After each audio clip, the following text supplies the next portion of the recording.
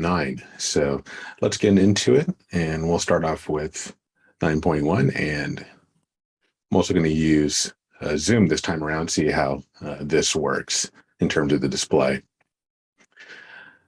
Looking at 9.1, as it says there, 1-2 verbs in the imperfective follow each other, and the first verb has the suffix "na," which means and. The imperfective suffix "al" is affixed to the second verb only. So if you look at that first example there under 9.1, as you can see, the second verb there, that's the imperfective form that we learned about in a previous unit. Itattaballo.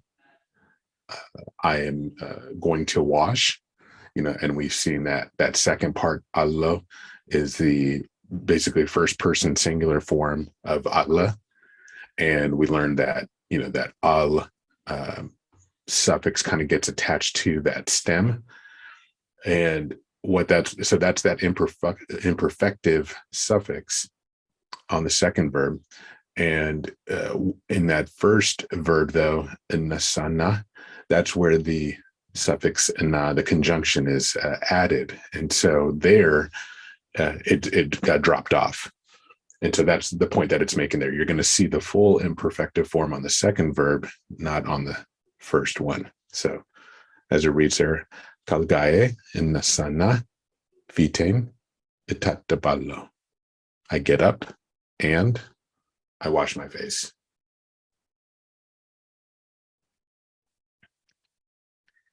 Now looking at note 9.2, we look at the negative perfective. So we saw the perfective in a previous unit, as you can see in that chart here down on the left-hand side, falagu, falag, all the way down. That past form, that past tense form, I wanted, you wanted, he, she, it wanted. And then now we're going to look at the negative, and that basically consists of the prefix al and then the suffix the sound, whether it's depending on whether there's a vowel or a consonant at the end there. So here it's pretty consistent all the way down. You see that same suffix and prefix and suffix, and it's consistent in all the forms. So that's just something you want to study there, just to get familiar with the distinctions. But it's fairly simple compared to what we'll see with the imperfective.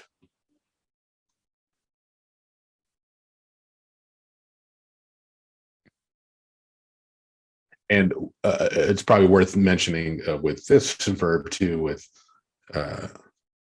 rada, merdat, to help. Here, it's instead of the al prefix, it's just the ar, and it just kind of has a liaison with the stem there. So it's not al radam, it's just the all the way down. You can see in the prefix. The suffix is still the same though, and still consistent all the way down, but just different. So keep that in mind.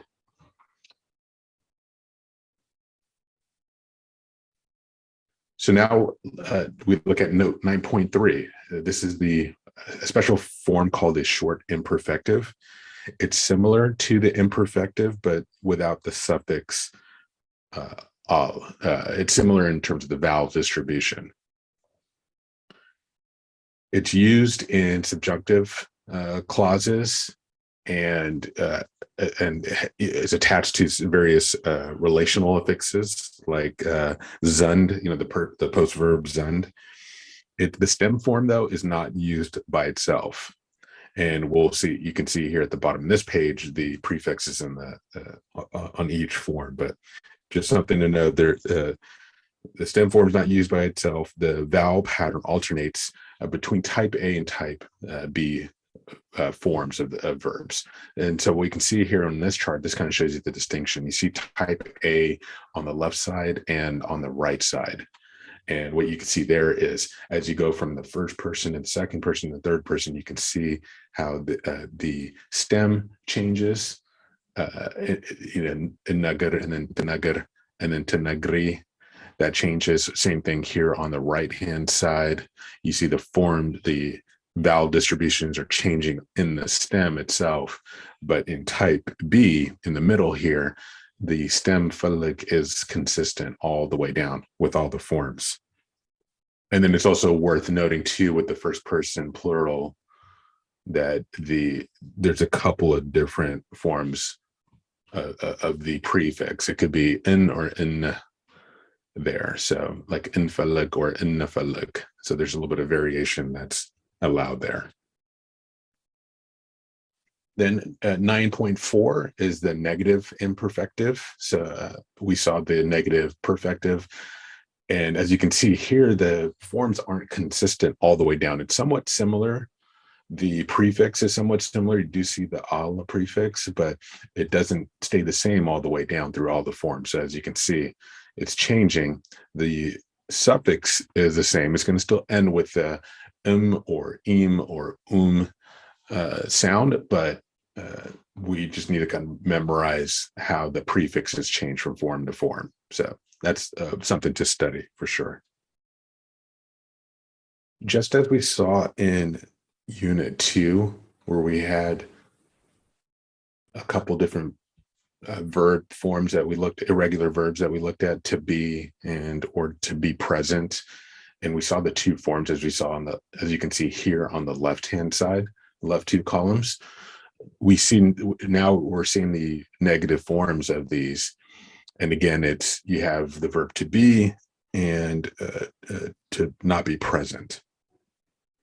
And so this gives you the breakdown with all the forms. And one thing to keep in mind here is this third person form, third person masculine singular yellem, can also have the connotation of it is, or of just as a negative, as a simple no. So if you want to say, you'll hear people say yellem as a negative response.